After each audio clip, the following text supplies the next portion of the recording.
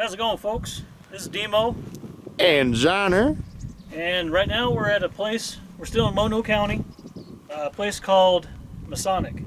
That's a pretty good echo out here too. The original name of this town was Lorena. About 1860s they discovered gold ore, shallow veins. 1905 the post office opened up here, which is probably what this was. By 1906 they changed the name from Lorena to Masonic, and it was broke down into three parts of town. You had the upper Masonic, which is to the left there, just about middle Masonic, and you had the lower, which is off to the right. And I see what else about this area? They had the Pittsburgh Liberty Mine. Is that what it was? I believe so. That was their big producing mine, and the gold up here basically followed no set pattern. There was no. Yeah, it was hit and miss. Yeah. And it's not. They couldn't follow a vein because they'd find a rich pocket, and then once that was gone, and they'd have to keep, searching and searching to find another pocket. Exactly. So it was, like I said, most of the rocks you see out here is your andesite and your rhyolite. So it's all volcanic. We just came through a obsidian patch and a quartz patch up the road. So there's a lot of volcanic activity in this area. Now, I think they produced out of the Pittsburgh Liberty Mine about $770,000, I believe. That was their big producer. And we'll walk over here. We have a little historical plaque. Somebody put a couple of bullet holes in. Yeah. So basically, Masonic, although gold was discovered here in 1860, it wasn't until 1900 that Joseph Green staked the Rich Jump Up Joe Mine on the 4th of July, 1902. J.S. Phillips of Pittsburgh, with partners J.M. Bryan and Caleb Dorsey, made a exciting find and called it the Pittsburgh Liberty to honor the birthplace, because they found it on the 4th of July. So that's how the mine got its name. So the camp involved into three sections, known as Lower, Middle, and Upper Town. In 1908, Masonic promised to be one of the major mining camps of the West, but the yellow metal was too hard to find. It was sporadic. So there's rich pockets here and there, like Zoner said. So this is a good little spot, nice peace and quiet. It's a beautiful country. To remember more.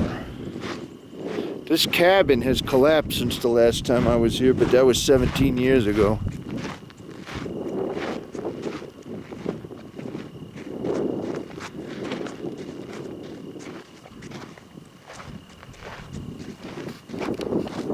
And they used to have a newspaper up here. It was the Masonic Pioneer. You had a post office, boarding house, general store.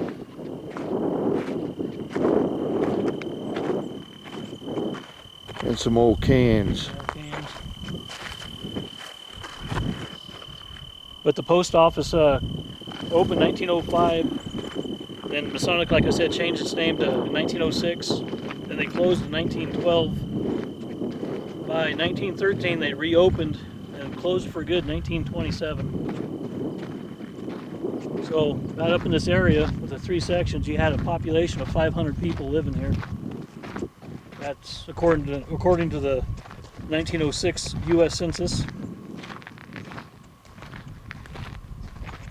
And that. They pulled, like I said, the Pittsburgh Liberty Mine. They produced $700,000 in gold before closing the doors by 1910. And by 1911, this town was in major decline. Some mines kept running until the 20s, but due to an executive order by FDR, they shut a lot of this down for war efforts. They made it illegal to mine gold. which made sense at the time, but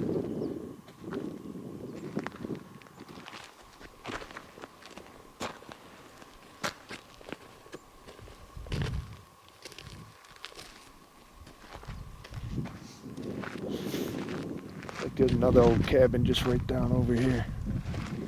looking at this mill site right here, this was probably a 5 or a 10 stamp mill. I guess it was a 10. 'Cause that's pretty big.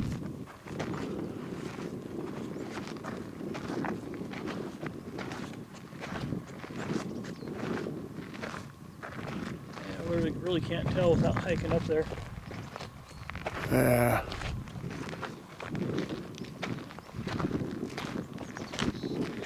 Not seeing as much obsidian like we were seeing earlier. Still some floating around. Yeah, a lot of quartz. The obsidian was, I guess, higher up. Kind of makes sense. There's the remains of an old cabin right here. This has also collapsed since the last time I was here. It's a great fixer-upper. There you go. A good low price of Bob Vila, fix it yourself. That's, yeah, you know, that's the thing with these old camps. You got old Time and gravity takes its toll not only on people, but on buildings. yeah, luckily the buildings last longer. You can see a bunch of those cans out in the distance there. Those are cyanide. Cyanide cans. Yeah. Cyanide cans. So that was how they were doing their leaching up here. Yeah.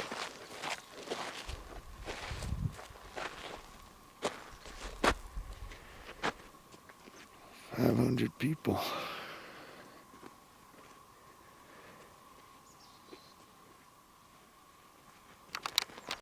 All right, folks. Well, this is it of our grand adventure.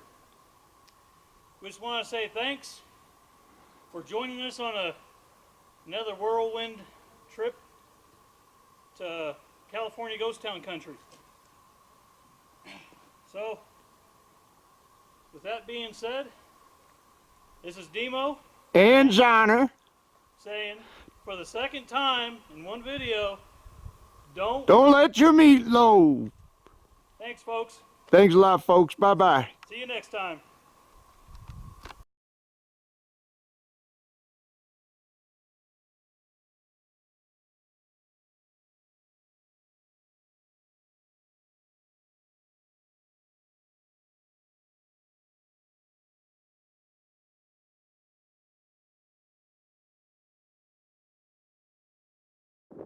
All right, folks. We're coming upon, this is the old Bodie toll house. This road led from Bodie to Aurora, another rich mining camp, which is now completely gone except for the cemetery. This is it. Very picturesque. This is what's left of the old Bodie toll house. This is the old Bodie Aurora Road, and it runs north to Aurora. Well, for all intents and purposes, it goes north before it goes east. But yeah, pretty neat. Me and my wife came here many years ago, and I took a picture. I took a picture of this building with a 35 mil, and had the picture blown up to an 8x10. I actually had a person on, because I made a copy, matted and framed it, and the guy gave me 35 bucks for it when I still had my shop. So yeah, it is quite picturesque.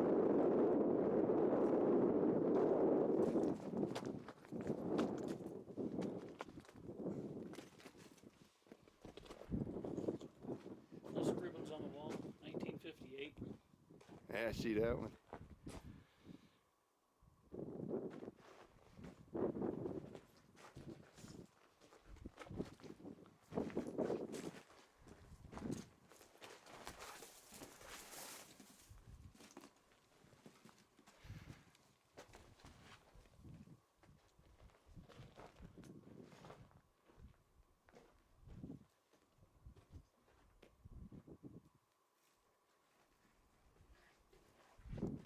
All right, shall we head to Masonic? Let's do it.